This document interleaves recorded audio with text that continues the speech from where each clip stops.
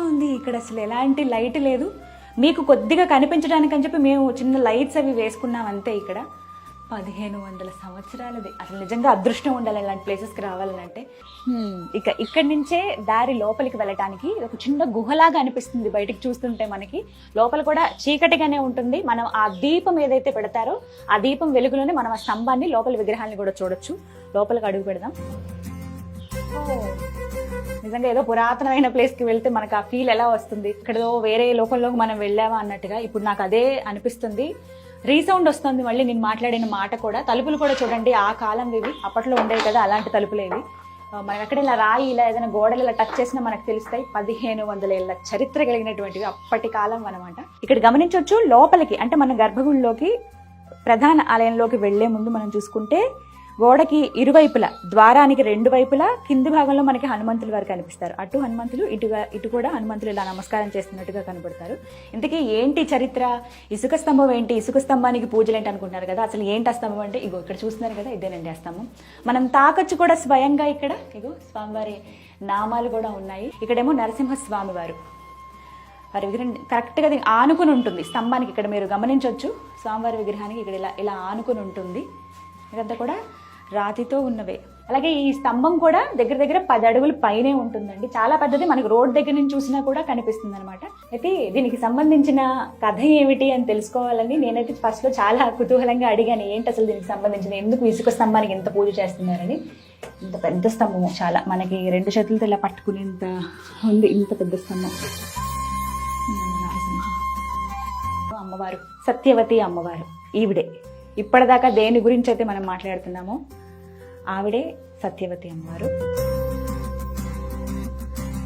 ఇక్కడ ఇంకొక ప్రత్యేకత ఏంటంటే పానవట్టమైన స్వామివారి విగ్రహం ఉంటుంది. సాధారణంగా పానవట్ట పైన మనం లింగాన్ని చూస్తూ ఉంటాము, వివిధ రకాల లింగాలు ఉంటాయి. అలాగే ఆ లింగ రూపంలో స్వామివారిని వివిధ పేర్లతో మనం పిలుస్తూ ఉంటాం, అభిషేకాలు అవన్నీ చేస్తూ ఉంటారు. కానీ లింగం మాత్రమే కనిపిస్తుంది. కానీ ఇక్కడ ప్రత్యేకంగా సత్యవతి దేవాలయంలో మాత్రం పానవట్టమైన ప్రత్యేకించి శ్రీ లక్ష్మీ నారసింహస్వామి వారు కొలువైనట్టుగా మనకి ఇక్కడ కనపడుతుంది. ఈ విగ్రహం ఇక్కడే పూర్తిగా ప్రపంచంలో ఎక్కడ మనం చూడని విధంగా ఇక్కడ చూస్తామండి. ఎక్కడ ఈ విధంగా మనకైతే స్వామివారు కనిపించరు.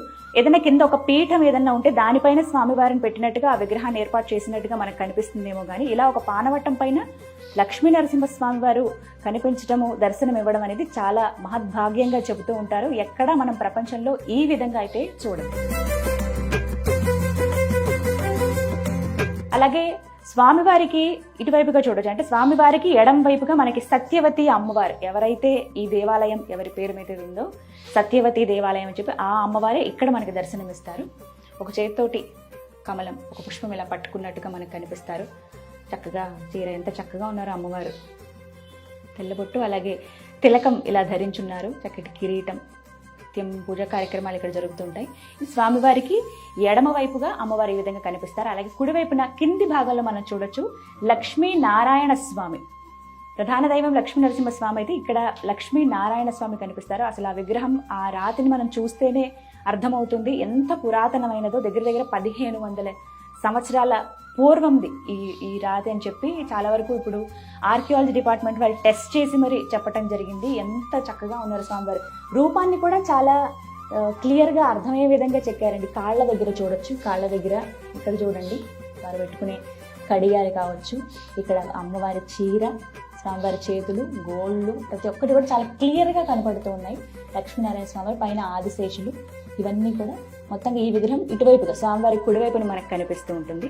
ఇంకొకటి కూడా ఒక స్తంభం దీపం పెట్టేందుకు వీలుగా ఏర్పాటు చేసినట్టుగా, ఇది కూడా ఇసుక స్తంభమే.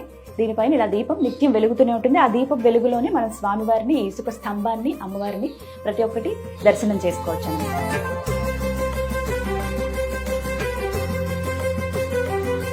మొత్తం ఒకసారి ఆలయ నిర్మాణం కూడా చూడొచ్చండి. ఆ కాలంలో అసలు ఎలా ఉండేవో ఇప్పటికీ ఈ స్టోన్స్ కానీ మనం పట్టుకున్నా ఇలా ముట్టుకున్నా క్లియర్గా అర్థమవుతుంది. హారతులు ఎప్పుడూ ఇస్తూ ఉంటారు కదా, దానివల్ల ఈ ధూపం వల్ల, అలాగే ఇక్కడ ఈ హారతి వెలిగించినప్పుడు కానీ, ఈ దీపానికి సంబంధించిన కానీ వాటి వల్ల ఇలా నల్లగా అయ్యాయి కొంచెం. కానీ రాయి ఎలా ఉండేదో అంత స్ట్రాంగ్గా కనపడుతుంది. ఎక్కడ బీటలు మారడం కానీ, ఎక్కడన్నా కొంచెం ఏమైనా కారినట్టుగా కానీ, వర్షం పడితే ఎలా అని ఇంకా ఆలోచనే లేదు. చాలా అద్భుతంగా అప్పట్లో అసలు ఎలా నిర్మాణాలు చేసేవాళ్ళు, కానీ ఎంత బాగుందో కదా. మామూలుగా ధర్మపురి నరసింహస్వామి వారి ఆలయం గురించి చెప్పేటప్పుడు చాళుక్యులు అలాగే శాతవాహనులు వీళ్ళ గురించి మాట్లాడతారు. అప్పుడు నిర్మించినవే ఇవన్నీ కూడా. దగ్గర దగ్గర 1500 సంవత్సరాలు అయిపోయింది. ఇంతకు ముందు ఆ పైన ఏదైతే ఇలాగా ఒక గోపురం లాగా ఏర్పాటు చేశారో ఆ మధ్యలో దీపాన్ని కూడా పెట్టేవాళ్ళు. ఆ దీపం వెలుగు చుట్టుపక్కల ఉన్న వాళ్ళకి దగ్గర దగ్గర ఎన్నో కిలోమీటర్ల దూరంలో ఉన్న వాళ్ళకి కూడా ఒక చిన్న దీపం రూపంలో కనిపించేది. ఆ స్తంభం మీద ఆ విధంగా దీపం పెట్టేవాళ్ళు. అంతే చరిత్ర కూడా ఉంది.